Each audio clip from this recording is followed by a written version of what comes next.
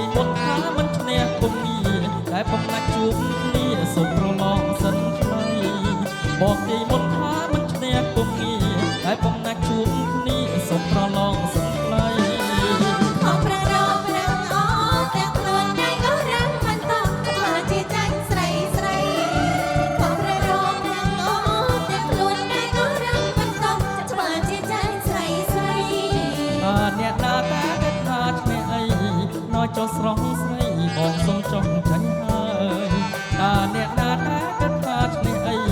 ណយចុះស្រស់ស្រីបងសុំចង់ចាញ់ហើយ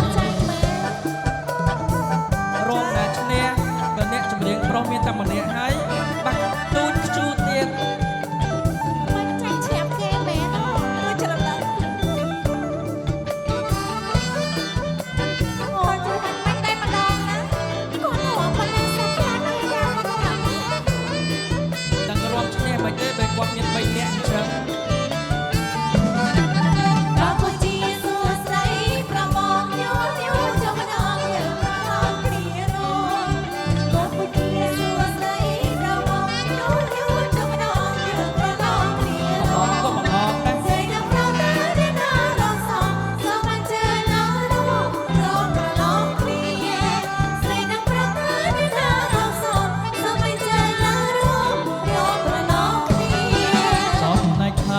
មកមានតែម្នាក់ចំណែកស្រស់វល់លាក់3នាក់យ៉ាងសោភី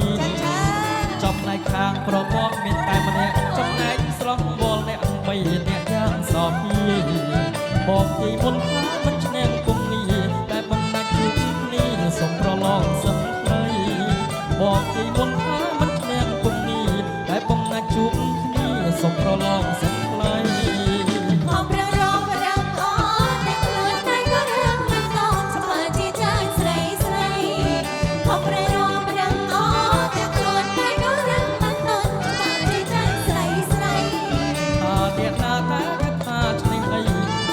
ស្រស់ស្រីបងសុំចង់ចាញ់ហើយអ្នកណាតែចិត្តថាឈ្នះអីណោះចុះស្រស់ស្រីបង